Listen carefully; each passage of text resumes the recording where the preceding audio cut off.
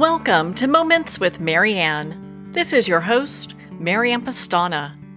And we're here today with special guest, Siobhan Nicolaou, who's here to share with us the transformative power of self-love. So is self-love the key to changing our perspectives in life? Well, today's guest is here to share with us just that. So Siobhan Nicolaou is a published author, medium for spirit, and master alchemist. She's been teaching energy management, emotional energy transformation, and sovereign development for 35 years. Siobhan offers individual and group support through mentorship, holistic coaching, soul readings, activations, courses, and house healings for her clients' harmonious spiritual evolution. Her entire body of work is based on the non-dual consciousness of golden light, grounding, and the inner alchemy transformation of negative emotion that keeps the mind, heart, and perception divided. So welcome to the show, Siobhan Nicolaou. Thank you so much. It's wonderful to be here. My goodness, what an honor it is to have you here. I've known you for quite some time, so it's so nice that we get to connect in this way and talk about not only your journey, but your book. Why is love, particularly self-love, the key to transforming this divided perspective? Well, I have found through extensive self-transformation that self-love is important because it's the only source of love that works to truly transform and heal our divided consciousness. I found that no source of love from an external source, outside, can resolve our divided perspective. So it can help in the work that we do with self-love as a practice and as a set of tools that can evolve as we do. But it is not the enchilada, the whole enchilada. It's not the final transformation. It's not the flashpoint. So self-love is what I find to be the flashpoint. Well, I've often heard it said that if you're going to change anything, starting with yourself is the way to go. And how true is that? So if we can't fall in love with ourselves and have that self-care, then how are we supposed to give it to somebody else? It's absolutely true. And many people will agree with you in that, but very few people actually dive in to discover what they're made of, which is love itself, and how to awaken that within them so they can be kind of a self-contained unit of love. In a perfect world, I see that no one even has to communicate, that it's the world of feeling and transformation, where an example is we're with a room full of people and you feel something that is out of resonance with love, so it's disharmonious. If you're just present, self-aware of how you feel, you can get so good at this work, you can literally transform it in the moment, and you never have to address it with somebody else. How you feel is how you feel. It's not someone else's fault that you feel that way. So I think there's a lot of emphasis on over communicating because that's all that humans really know. But self-love and self-awareness go a long way in the healing process. It's like it never has to ripple across the pond to create a problem. You become self-contained in the love that you are. For people that are having a difficult time getting to self-love, what is a step that they can take in that direction? Well, first, we show people how to become really grounded. And when you're really grounded, you become really present. And when you become really present, you're aware of how you feel. And it is a way to we guide people to show them how to stay grounded in the moment and be aware without reacting to that feeling, which of course then becomes an emotion.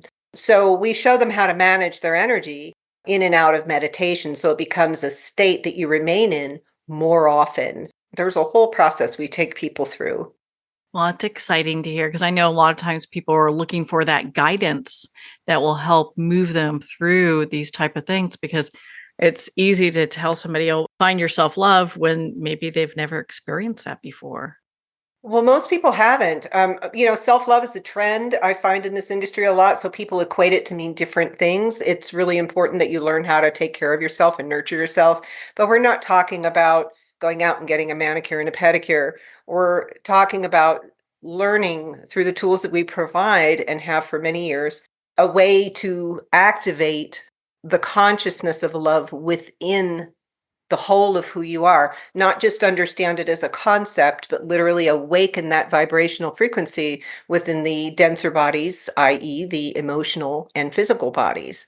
And then from that connection to self, that is where the love within you lives. And so we show you how to access it from within you to be able to transform what is out of harmony within you. Because all conflict truly begins and ends. It begins and ends within you. So I truth love is that. nowhere to go. I love that. I mean, I'm kind of thinking, I've had some conflict recently. I think I need to get into that self-love pattern right away, you know? Well, it does help. And I found that it was really super important. I mean, God loves me so much to be able to switch my paths so quickly and then have an environment for me to hone these skills where I couldn't really have some sort of spiritual conversation with the partner that was reflecting these things within my own soul. And so, it's a very inward path where you just pay attention to how you feel through self awareness and how you think as a result, and, manage your energy so you're not reacting, and then simply own how you feel and do the inner work to transform the negative emotion that would be creating this example of, disharmony. In other words, it stops the projections of the external world. We're still going to have them because we're going to learn through our conversation of hearing ourselves, or we're going to learn through trying to communicate and seeing that that doesn't work. But there are many levels of self-awareness that we become aware of through this process of growth. But like I said, it was very helpful for me to have to own how I felt because I didn't have someone I could try to talk to about how I felt. Yeah, it's so great that we have you here to be able to not only walk us through this, but be available as a resource for folks who are looking to move through this. Because how often do we start a path and that we're like, oh, am I the only one on this path? Yes. Well, if love is the answer, and many will agree with that, then why don't you start there? And there are many modalities that really add value to our own inner process, and like these wonderful avatars and things that we have access to in these fields of energy that are higher aspects of ourself. When we have the blessing of being able to work with higher consciousness in that way, not just within our own being, but an example of that living in the world, they can help you so much that your process of transformation becomes much faster. It's not a dependency upon them, it's a gift that's being given to us that can expedite our own ability to love ourselves. So, how can a non dual perspective be achieved? Well, one of our sayings is duality is the door, love is the key, and God is the revelation. Or you can say truth is the revelation.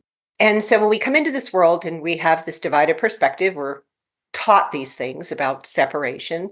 And non dual consciousness is something that is achieved through the process of learning to love what within yourself is divided to begin with. So it's like making peace with everything that you judge or everything you have an opinion on that divides a thought, a feeling. It's all there. And so it is the step. It's not the end result, but it is the step on the path to wholeness. You can't get from division to God without coming to love first. At least that's what I've found in my own path. As you read in my book, starting off as a channel and being a big knower of the information, but my life and my, you know, didn't reflect what I knew. It wasn't that I was able to congruently walk the path because I knew a lot about love, yet love was not present within how my perspective was when I wasn't channeling. You become something different. It's like connect, disconnect. Well, love is a way of being,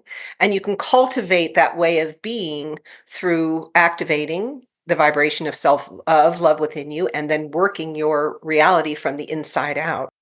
Can one who believes in evil come to wholeness within their soul and perspective? No, no, they cannot. Having been practiced at this very reflection for so many years, I have to say that yes, we live in a world that we experience as duality. In truth, there's no such thing. So to get to the truth, which is the experience of wholeness, which is oneness and love, you've got to come to terms with what you judge that creates the division. What I have found is negative emotion is the only thing in this existence that creates division. So when I learned how to manifest the love that I am within myself and transform the conflict within me, that's when I began to experience what it's like to live in a non-dual way. So imagine this for a minute, Mariana, that if everybody in the world stopped for 5 minutes and turned around and looked at what they judge as being evil in the world and just simply said, I am love and you're love and we're loved. Imagine the lack of power it would then have in one's experience. When you call something evil, you're judging it, and that creates division in and of itself. And then it gains strength because you empower its presence. And there's so much of that going on right now that we need to dissolve and look at it in a new way. Exactly. We find that it's beneficial when we work with people in a mentorship capacity that we constantly bring to our students' attention where they're divided in their thoughts and in their feelings and how to come to terms with that, how to come to love within that, how to manage the shadows within the mind that can be so strong. And what is the strongest dark shadow that we have is doubt. Everything is based in fear, and fear has many expressions of itself in the world. And fear is always, duality is always based in fear. And so it's just allowing things to be as they are and focusing on self-transformation. And that's how you literally remove yourself from the world, the hamster wheel of duality that the rest of the world seems to be on. It's this loop that mankind is never going to get out of unless we come to love. Well, on that note, we're going to pause here for a quick break. We've been speaking with Siobhan Nicolaou in regards to the transformative power of self-love. You've been listening to Moments with Marianne. We'll be right back after these messages from our sponsors. Are you an author, speaker, or expert who is looking for more publicity? Visit radioguestlist.com and sign up for free interview requests from shows looking for guests. Radio Guest List is the #1 free booking resource for radio, podcasts, and TV talk shows who are looking for experts like you right now. Visit radioguestlist.com and sign up today to get the visibility you deserve. There comes a moment when you realize you're somewhere special. When you discover that each beautiful creature that you see has been rescued from a life of absolute horror and brought to this incredibly free place. Here's where their lives were forever changed and where yours will as well. Discover over 500 tigers, bears, and lions at the brand new visitor center at the Wild Animal Sanctuary just outside Denver. For more information, visit wildanimalsanctuary.org. Discover true freedom at the Wild Animal Sanctuary. It's one thing to become attached to your perfect home, but what do you do when that home becomes attached to you? A family in dire need of a fresh start, a mysterious house tied to the past. Buried deep within the foundation of the old Far Hill Manor lies a centuries-old secret. Dark forces or something stronger just waiting to be discovered. Caretaker, a supernatural thriller by breakout authors R.J. Halpert. Internationally recognized and award-winning author Judy Goodman works and teaches outside the box of limited thinking. Working with people from every walk of life, her goal is to empower you to be the best you can be, no matter what the challenge is. Born with the gift of seeing beyond our normal vision, she has an extraordinary gift of working with every challenge. Teaching beyond conventional wisdom, her work is described as life-changing. Visit judygoodman.com. That's judygoodman.com.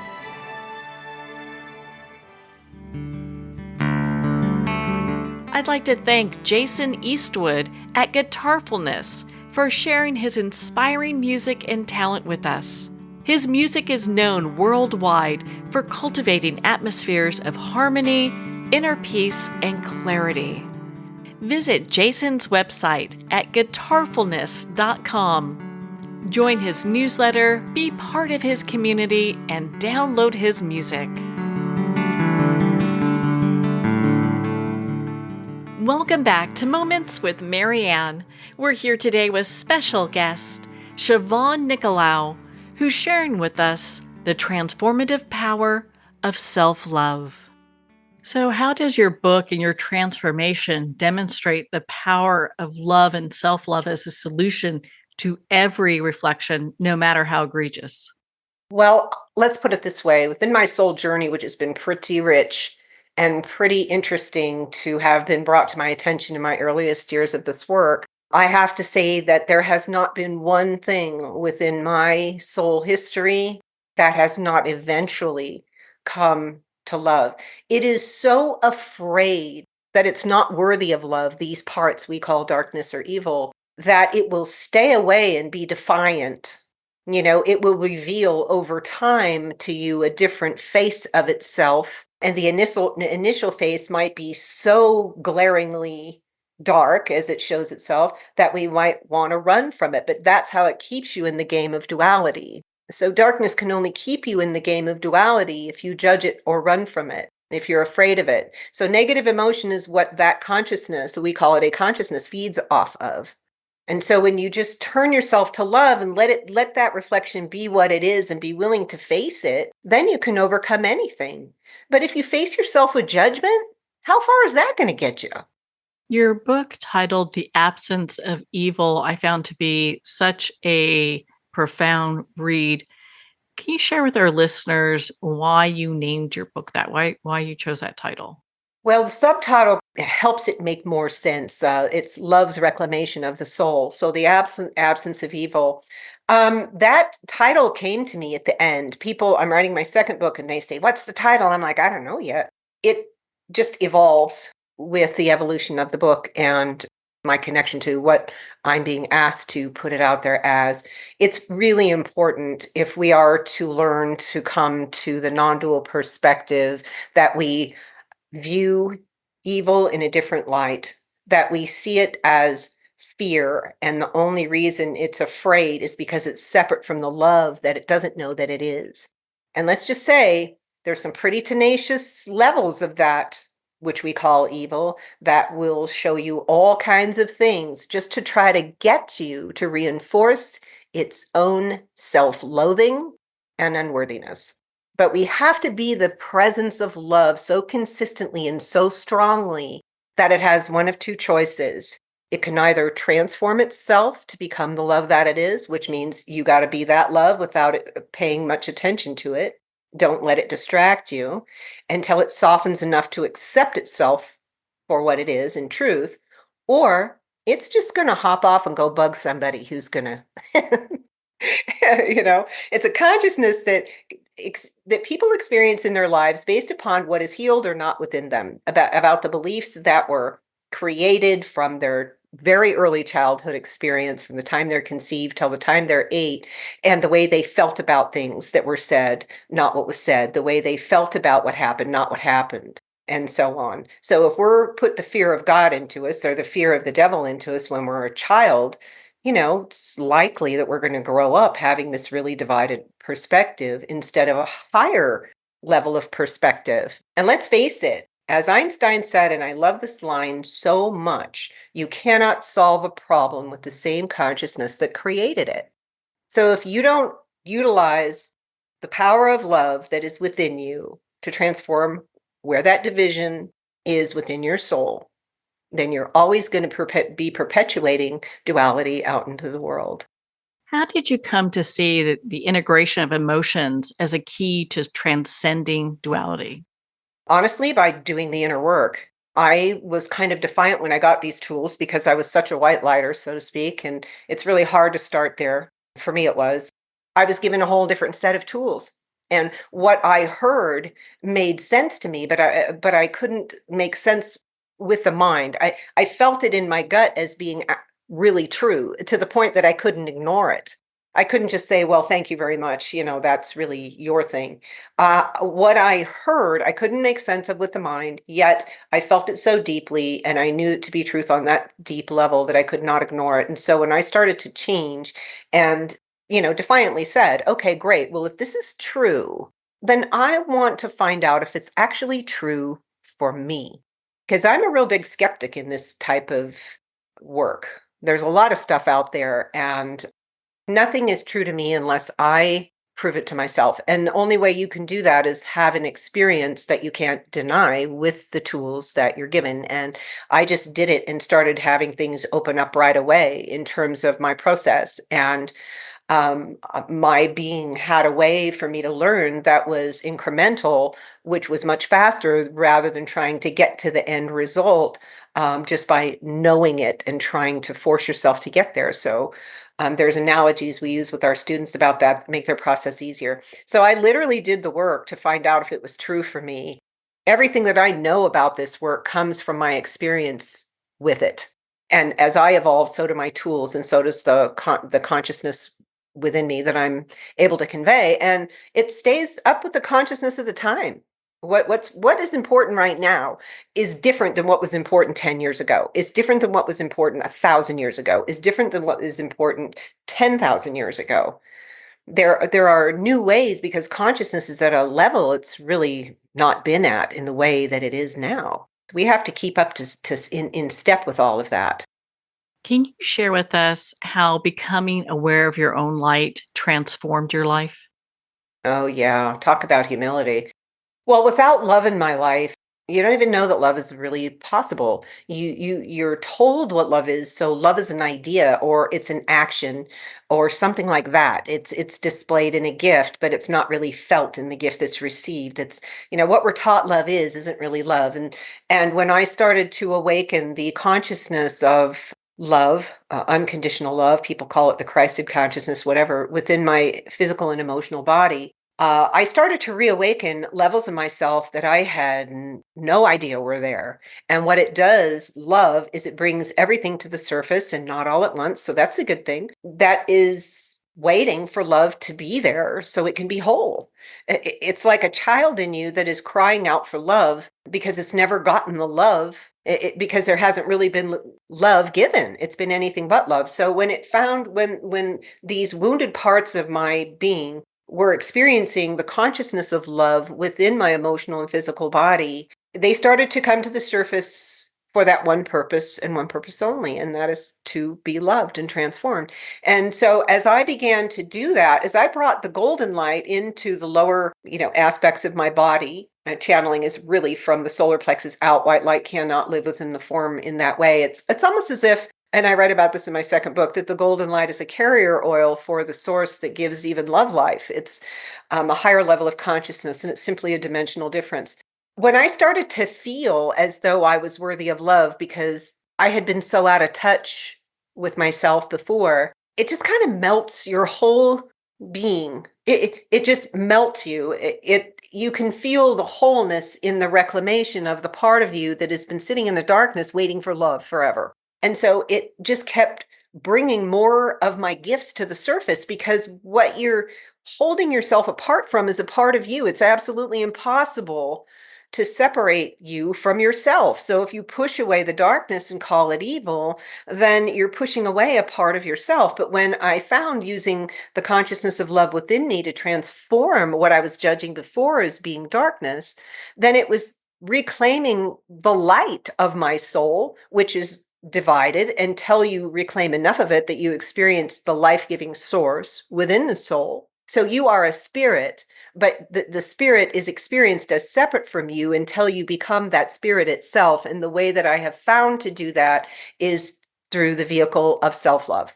And so it is quite astonishing how gifts and your ability to love just show up in ways that you'd never experienced before. And it shows you how much we think of ourselves. And when you see yourself through love, it's a whole nother perspective of yourself. Well, thank you for taking the time to share that. And I could feel the energy of what you were just saying. I mean, it was very profound. Thank Just you. having, oh my gosh, I mean, it really touched my heart. And I know that you're a highly gifted medium for spirit and just very gifted in the work that you do. If someone wants to work with you and maybe do you do readings? Because I know you're so busy. I do. A reading is a great way to get to know our energy, the consciousness we work with, that we are, and that it gives us an opportunity to tune into their whole being and to kind of communicate with it beyond words to see what is the next, what is the first step, what is the appropriate step based upon what they would like to achieve. So, sure, a reading is always a good entry point. A good place to start. Well, Yes. and I understand you have some different events coming up this month. Yeah, we're going to have so much fun.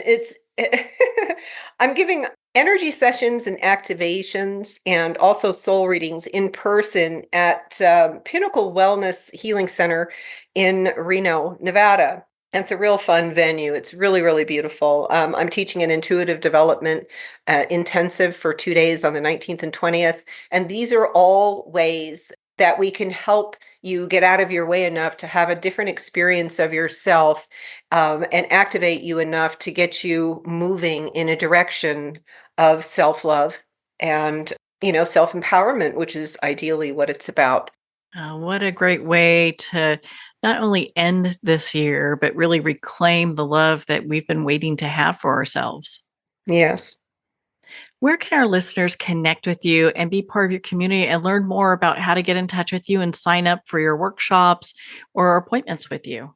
Well, one of the best places to do that is my website, and that's my name. So SiobhanNicolaou.com.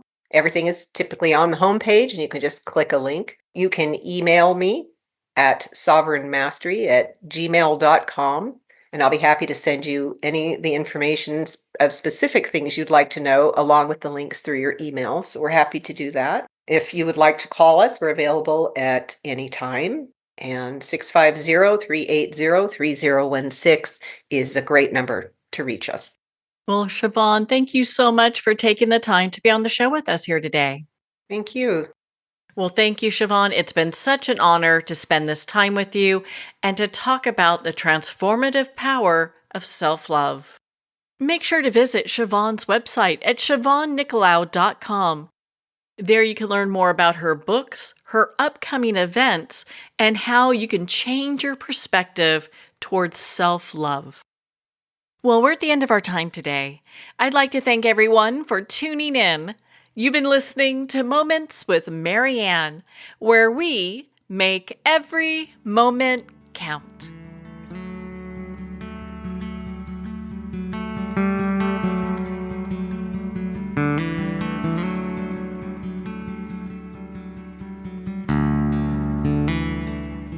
In a single moment, your life can change. Moments with Marianne is a transformative hour that covers an endless array of topics with the best of the best. Her guests are leaders in their fields, ranging from inspirational authors, top industry leaders, and business and spiritual entrepreneurs. Each guest is gifted and a true visionary, a recognized leader in her own work, and while teaching others to develop, refocus, and grow, Marianne will bring the best guest and sometimes a special surprise. Don't miss this. You never know just which moment will change your life forever.